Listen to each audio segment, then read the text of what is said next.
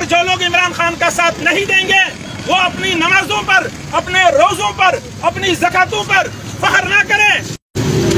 उनकी नमाजें, रोजे और ज़कात कबूल ही नहीं है, इसलिए कि वो अमेरिका के गुलाम, अमेरिका की बंदगी कर रहे हैं। سلامونه پښتنو مې لرم چې ټول به جوړ خوشاله څنګه چې تاسو د مولانا صاحب نو واورېدل او مطلب زما د ویلو په کې څه پاتې نه دي د لکه مطلب د بتلند د خلاصه کوم خو چې دا وایي چې څوک په دې وخت کې عمران خان صاحب سره ونه درېدو نو دا منځ قبلېږي نه روجه قبلېږي نو دا ځکه چې عمران خان یو آزاد سړی دی او دا نور چې کوم قوم دی څوک چې عمران خان نه سپورټ کوي دا غلامان دي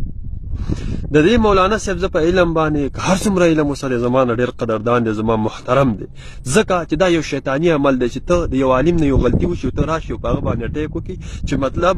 وګوره هغه شیاني مې علم هم ورسره یو دا کار یې وکړو نه وروره د علم د په دا باندې دا غلطي نه کړې علم د خپل حساب کتاب دی غلطي او ګناه کوتاهي هغه چې دنه کېږي د خپل حساب کتاب دی یو امیر صاحب دی او دغه نه یو غلطي وشو یو ګناه دی وشو زه راشم چې مطلب والا مړه ګیرم دی د غلطي مې ګناه دی وکړ نه وروره دا حساب نشته د ګیري به بې حساب کتاب کېږي او د ګناه به بې حساب کتاب کېږي ټیک دی او دا یو شیطاني خبره ده چې ته چاته ووایې چې مړه ګیرم دی دا او علم هم در سره یو دا کار هم دی وکړو نه خو دې مولانا صاحب نه زه صرف دا تپوس کوم چې دې عمران خان کله د خاتم النبیین ټکی درته نه یاد په هغه وخت کې کم از کم چې تا ورته سیټ کړی وی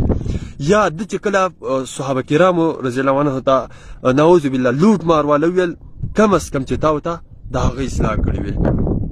د چې کله په یو جلسه کې ویل چې الله مجھے ایسا تیار کر رہا ہے جیسا وہ اپنے نبی کو تیار کر رہا تھا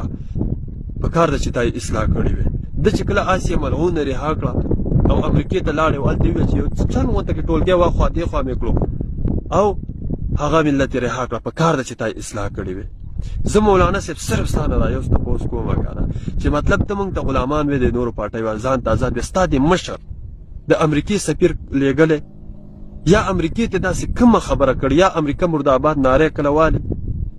په کار د موږ به عمران خان صاحب له ومنو چې د امریکې سفیر ولیږي امریکې ته او ورته ووایي چې زه نوره ستا غلامي نه کوم بالکل یا امریکې ته چې کله ډونالډ ټرمپ څه ناست و که نه او هغه ته ویل چې زه مړه ستا څه غلام خو نه یم او بس ته ترې راپاڅېدلی وي دا خو چې دغه جنرال ویل ما غوړکه په ګټو ویل د ډونالډ ټرمپ سره میلاو شو نو اسې عوامو له سترګې مه توروئ اصل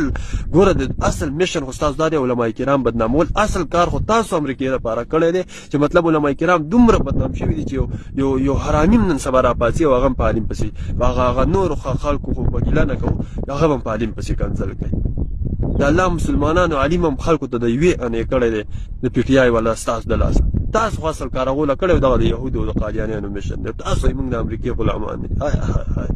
څه ساده عوام دي د پاکستان نو بس د اسلام او د غیرت په نوم مړه دي بس چې څوک ورته دا غږ وکړي نو بس ډایرکټ پسې ورځي د الله بندګانو